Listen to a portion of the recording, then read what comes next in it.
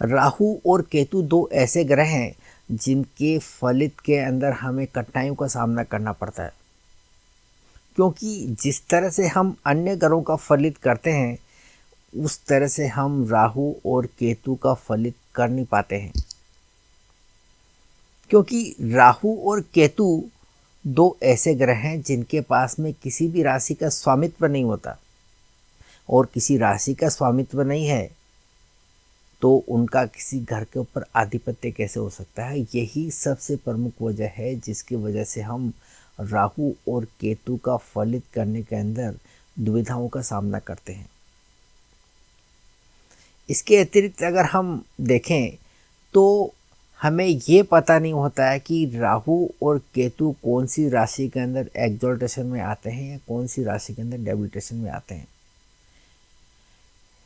इसके कारण हमें ये पता नहीं चल पाता है कि राहु और केतु की सर्वश्रेष्ठ पोजीशन कौन सी है, या फिर जो है राहु और केतु की जो है कमजोरी कहाँ पर हमें देखने को मिलती है।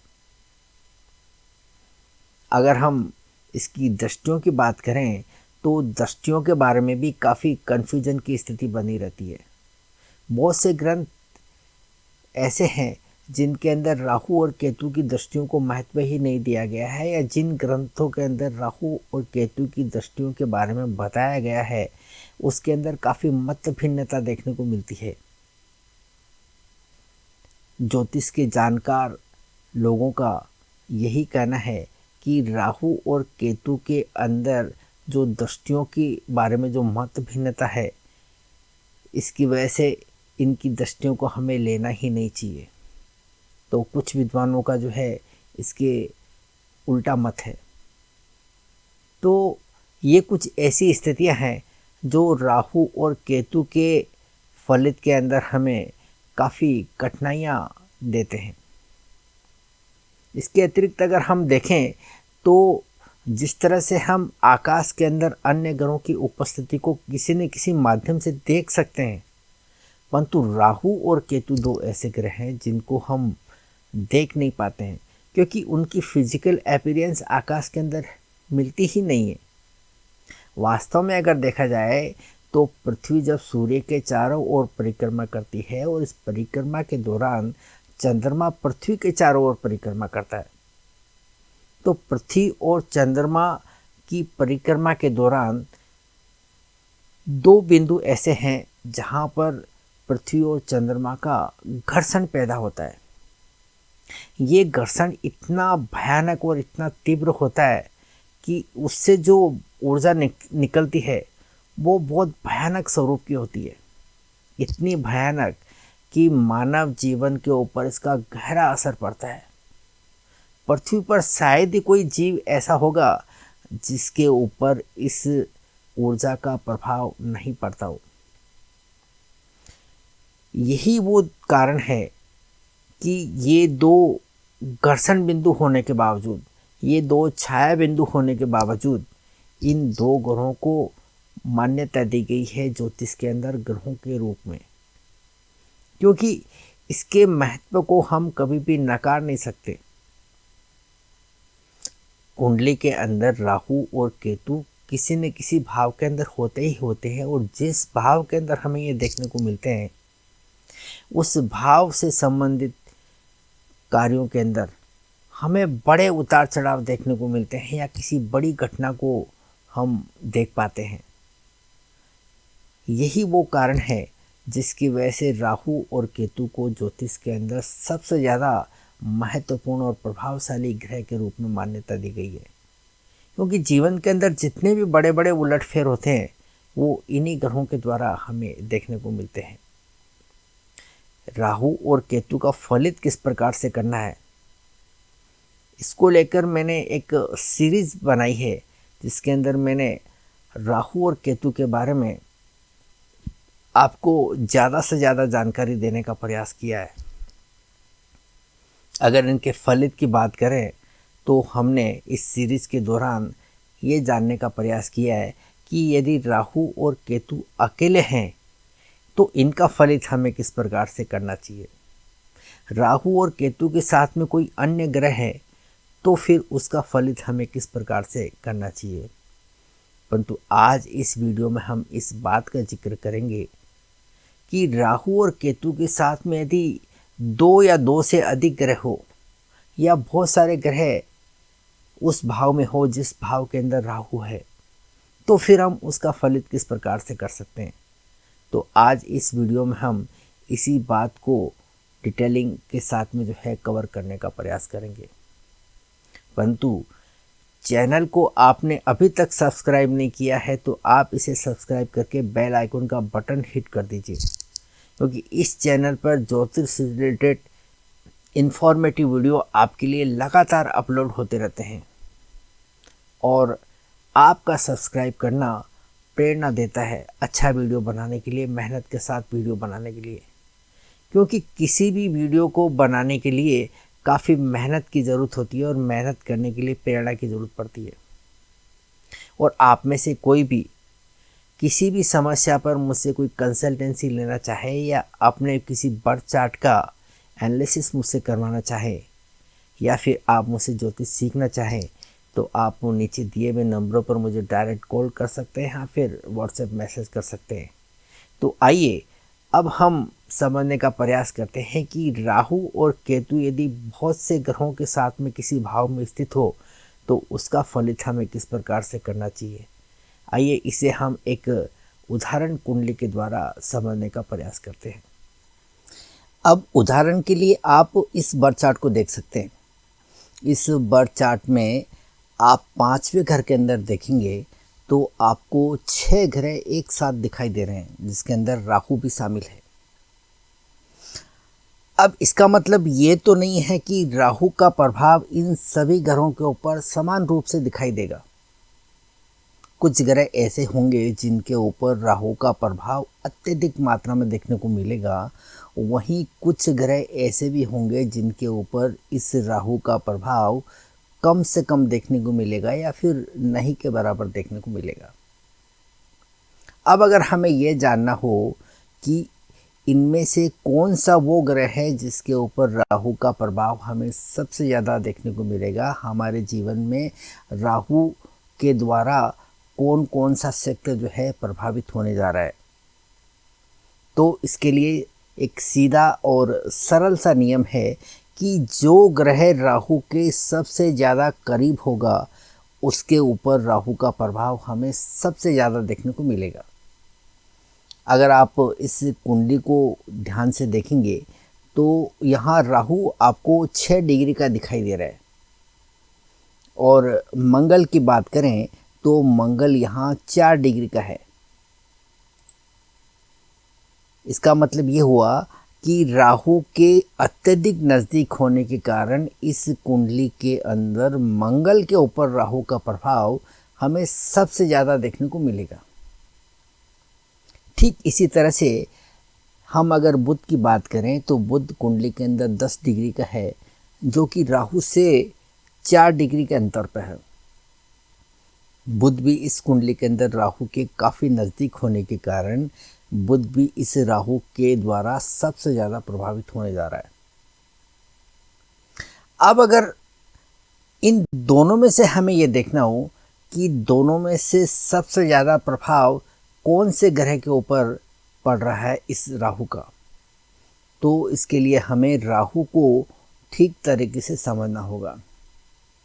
राहु के बारे में हम सभी अच्छी तरह से जानते हैं कि राहु ज़्यादातर समय वक्री अवस्था के अंदर होता है, यानी कि रेट्रोग्रेड होता है, उल्टा चलता है।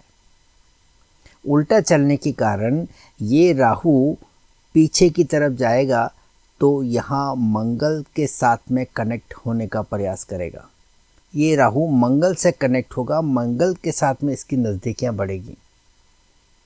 मंगल की तरफ बढ़ने के कारण इस कुंडली के अंदर राहु का प्रभाव इस मंगल के ऊपर सबसे ज़्यादा देखने को मिलेगा, क्योंकि मंगल इस कुंडली के अंदर 7th लॉर्ड है और 12th लॉर्ड है। 7th लॉर्ड होने के कारण इस नेटिव की मैरिटल लाइफ और रिलेशनशिप इससे प्रभावित होने वाली है।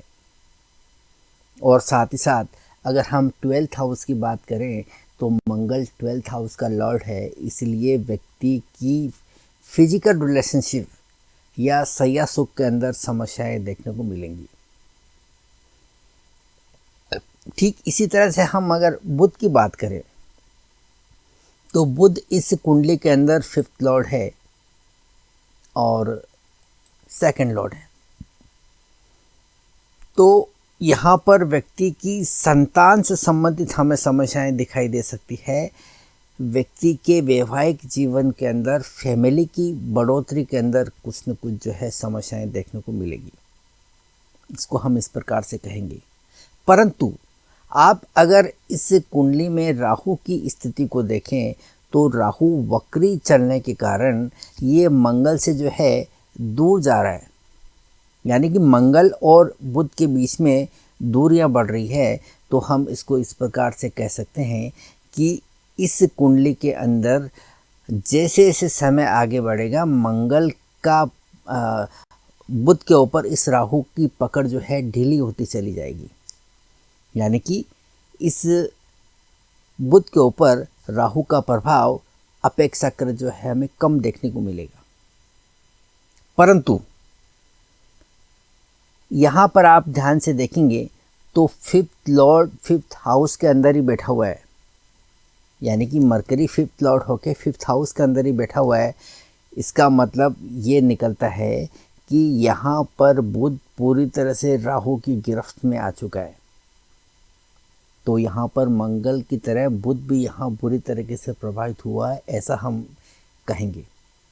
और अगर ऐसा है तो व्यक्ति को संतान से संबंधित बड़ी समस्याएं हमें देखने को मिल सकती है। ये तो हुई डिग्री वाइज क्लोज होने की बात।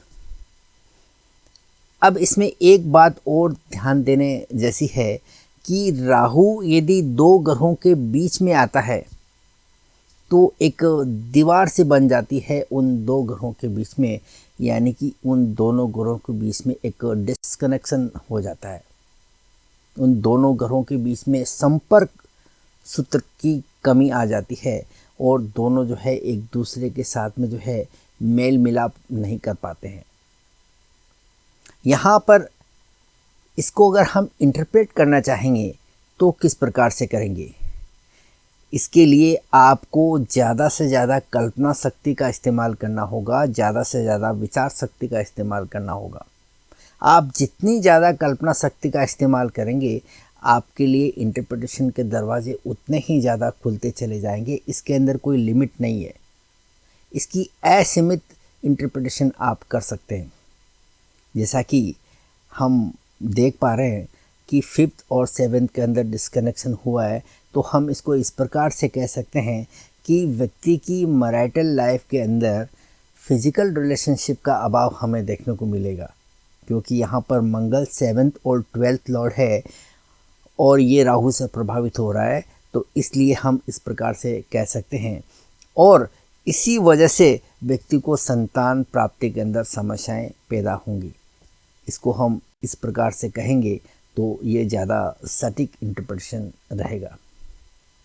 अगर हम इसकी रेमेडीज़ की बात करें तो हम इसको इस प्रकार से कह सकते हैं कि आप मेडिकल हेल्प ले सकते हैं, और अगर मेडिकल हेल्प अगर आप लेते हैं तो आपकी ये मेडिकल हेल्प कितनी सहायता करेगी, इसको भी हम इस राहु की स्थिति के अनुसार आकलन कर सकते हैं। क्योंकि यहाँ पर राहु मंगल को बुरी तरीके से प्रभावित करेगा, तो इसका अर्थ हम इस प्रकार से लगा सकते हैं कि ये व्यक्ति अगर मेडिकल हेल्प लेता भी है तो उसको उतना फ़ायदा नहीं मिल पाएगा जितना कि मिलना चाहिए या जितनी इसकी उम्मीदें रहेंगी। ठीक इसी प्रकार से जो है संतान से संबंधित जो है प्रॉब्लम है वो बरकरार रहने की संभावनाएं हमें ज़्यादा नज़र आती है। तो इस प्रकार से आप जो है इसका इंटरप्रिटेशन कर सकते हैं। ठीक इसी प्रकार से यहाँ पर बुध 2nd लॉर्ड है और मंगल 12th लॉर्ड है, यानी कि 2nd और 12th का भी एक डिस्कनेक्शन हमें देखने को मिल रहा है।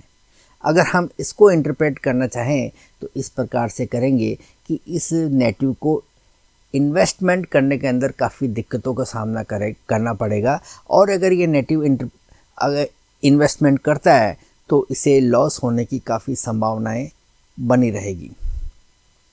तो इस प्रकार से आपने देखा कि कुंडली के अंदर राहु यदि 2, 3, 4, 5 या 6 ग्रहों के साथ में अगर स्थित है तो उसका इंटरप्रिटेशन हमें किस प्रकार से करना चाहिए। तो इसके लिए मैं एक बार आपको चीज़ें रिपीट कर देता हूँ ताकि आपके समझने में कोई दिक्कत ना आए।